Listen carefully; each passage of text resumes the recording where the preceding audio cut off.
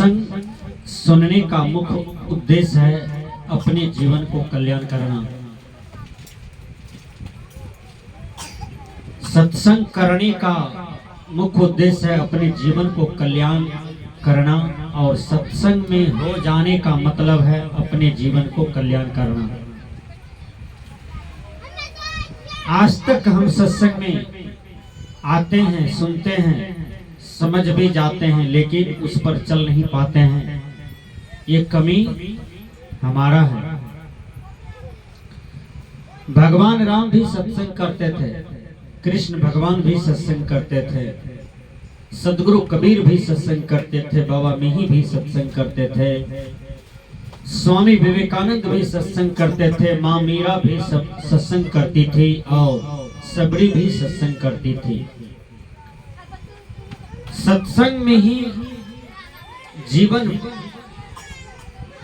परिवर्तन होता है, सत्संग में ही भौतिक और आध्यात्मिक उन्नति होता है। आप देखते हैं बहुत से आदमी अमीर हैं, वो धीरे धीरे गरीब हो जाता है, और उसको पूछिए आपके जीवन में गरीबी कैसे आई, तो उसका बेटा, पोता, नाती, जितने भी खानदान में एक एक बच्चा हुए, वो शराबी हो गया, कोई जुआरी हो गया, कोई गजेड़ी हो गया, कोई भंगेड़ी हो गया, कोई ईर्ष्यालु हो गया, कोई अहंकारी हो गया। यानी सब विकार को धारण करके ही जीवन को जिए, और विकार युक्त जीवन जो होता है वह विध्वंसक होता है। रावण के पास धन दौलत की कमी नहीं था, रावण के पास लोगों को भी कमी नहीं था, दल फौज का भी कमी नहीं था, लेकिन रावण के पास कमी क्या था? केवल आत्मज्ञान रावण को नहीं था, जिसके चलते लंका का विनाश हो गया। सजनों, अमीर से हम गरीब तब होते हैं जब हमारे जीवन में दुर्मति होता है, दुर्बुद्धि होता है, और दुर्मति दुर्बुद्धि देन है कुसंग का। यदि हम सत्संग करेंगे तो हमारे जीवन में भी सुमति रहेगा, और हमारे परिवार में जितने भी बाल बच्चे रहेंगे सबके जीवन में सुमति रहेंगे। आप अच्छे परिवार में चले जाइए मात्र 10 मिनट के लिए, तो अच्छा परिवार का एक बच्चा भी आपका दर्शन करेगा तो आपको प्रणाम करेगा, आपको कुर्सी देगा बैठने के लिए, और आपको एक गिलास पानी से पूछेगा। ये अच्छा दरवाजे, अच्छा घर परिवार वाले जितने हैं उसके बच्चे का ये संस्कार होता है, क्योंकि उस परिवार में जो एक एक बच्चे हैं वह संस्कारी है, इसलिए वह संस्कार को धारण किया है। हम बड़े हैं, हम संस्कारी नहीं है, तो हमारा बच्चा संस्कारी नहीं हो।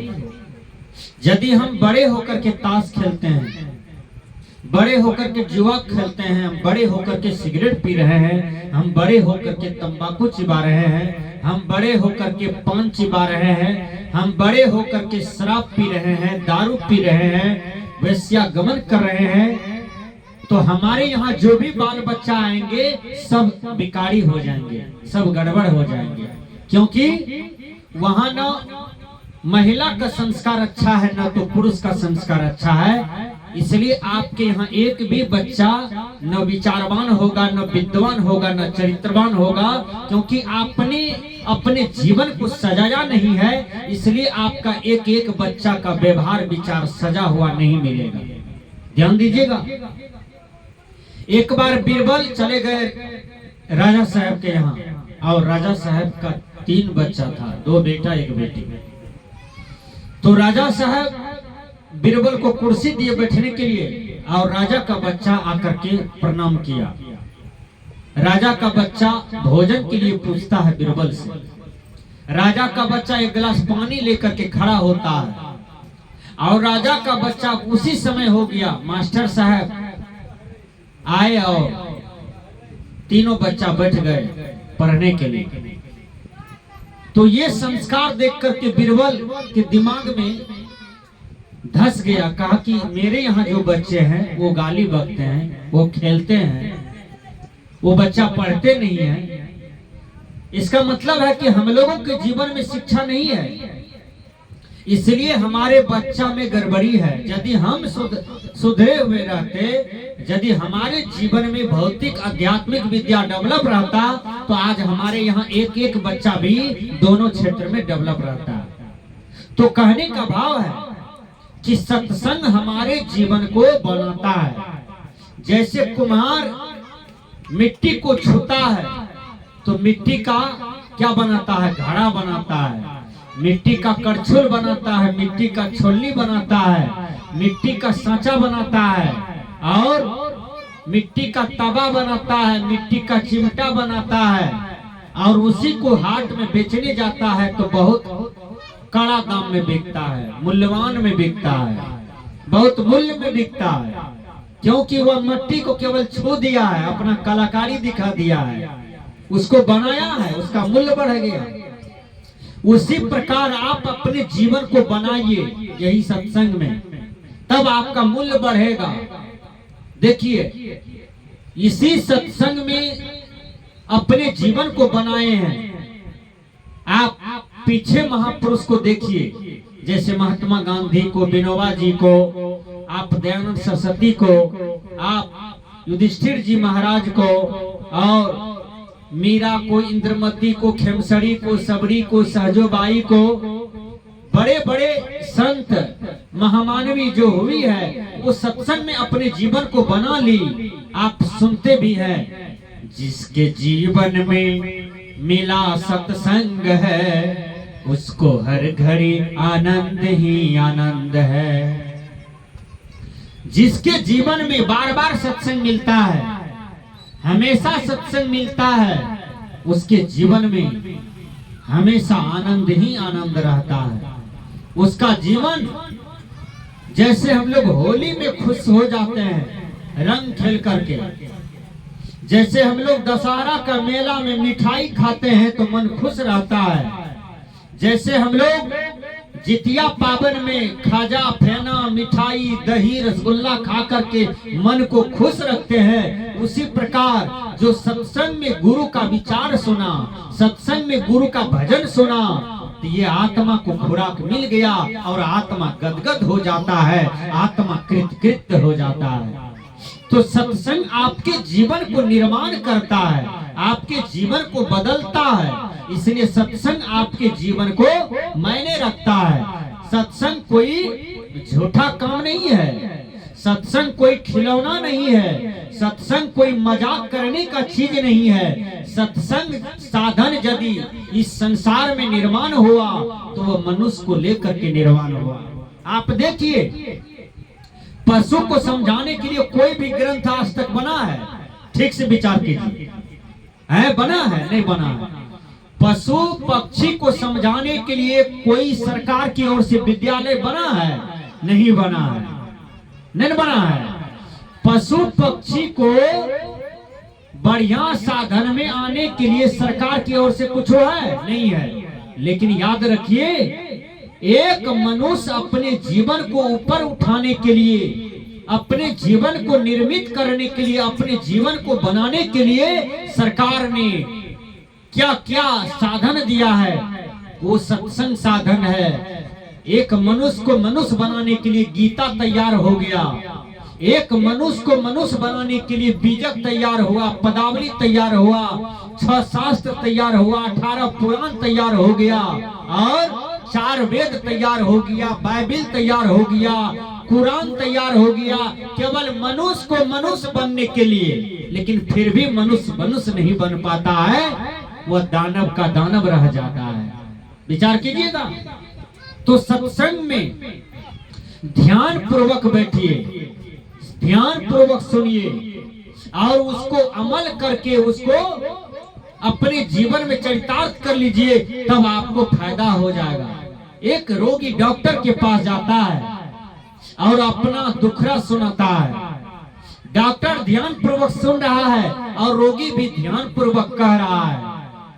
ध्यान दीजिए, डॉक्टर ध्यान पूर्वक सुना और ध्यान पूर्वक प्रार्थना करता है रोगी, लेकिन डॉक्टर ध्यान पूर्वक मेडिसिन लिखता है और डॉक्टर कहता है बेटा तुम परहेज करना, तुम्हारा रोग ठीक हो जाएगा। उसी प्रकार ये संसार में हर जीवात्मा रोगी है, और ये सत्संग साधन, ये सदगुरु के पास आप दुखरा सुनाते हैं, वो दुखरा क्या है, आपके पास वो रोग क्या है, काम का रोग, क्रोध का रोग, लोभ का रोग, अहंकार विकार का रोग, ये सारे रोग हैं।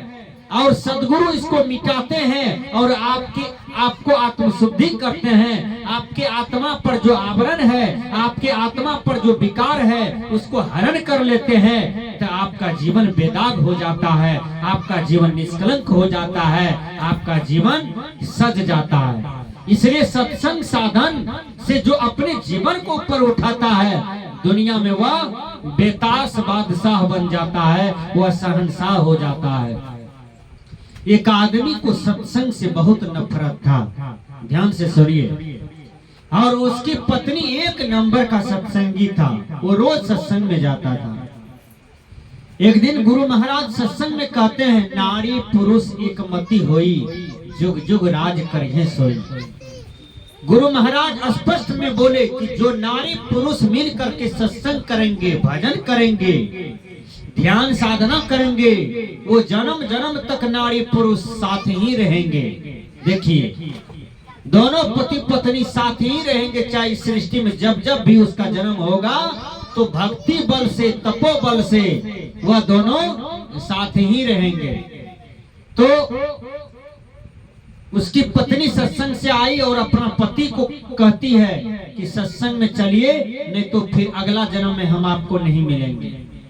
वो उसको चिंता हो गया कि इतनी सुंदर पत्नी है और अगला जन्म में ये नहीं मिलेगा, इसको दूसरा पति मिल जाएगा तो हमारी पत्नी को दूसरा पति लेकर के चला जाएगा, दूसरा लड़का लेकर के चला जाएगा। उसको चिंता हो गई।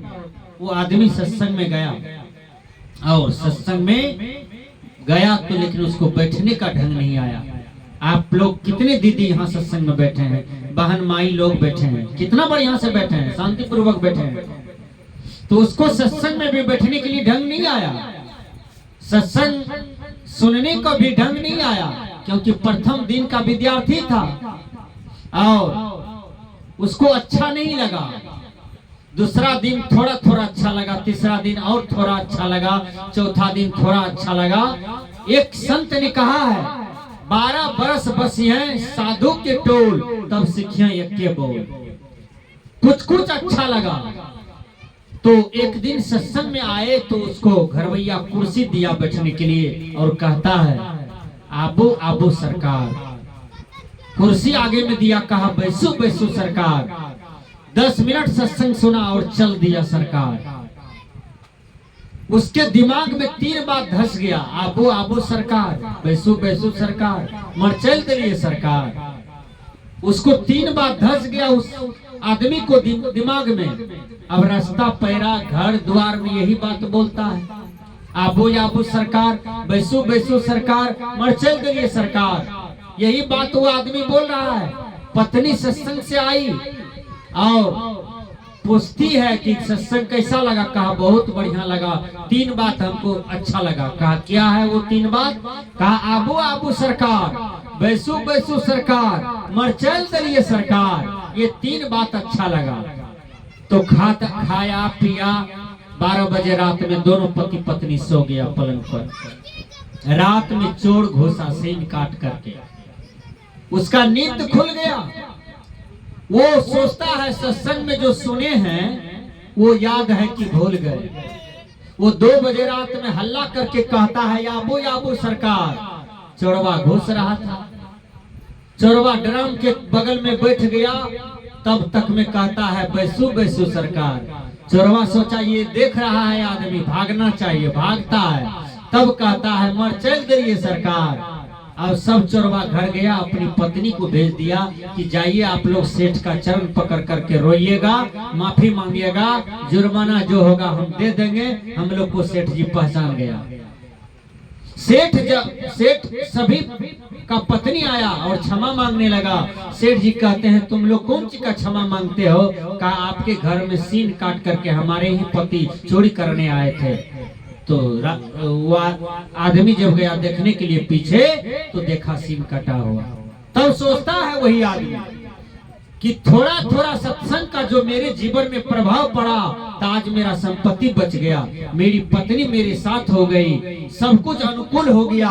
ये तो गुरु का कृपा से हो गया, ये तो सत्संग का कृपा से हो गया। सज्जनों, जो मन लगा करके पढ़ता है वही विद्यार्थी डीएम बनता है, एसपी बनता है, इंजीनियर बनता है, कलेक्टर बनता है, बड़ा बड़ा आईएएस आईपीएस बनता है। जो मन लगा करके सत्संग करता है वही इस दुनिया में सबरी कहलाती है, इंद्रमती कहलाती है, सहजोबाई कहलाती है, वही गांधी कहलाते हैं, वही विनोबा जी कहलाते हैं, वही सतगुरु कबीर बाबा में ही बाबा तुलसी साहब, बाबा सूरदास कहलाते हैं। याद रखिए, तो मन लगा करके कोई भी काम करें आपका जीवन अच्छा होगा।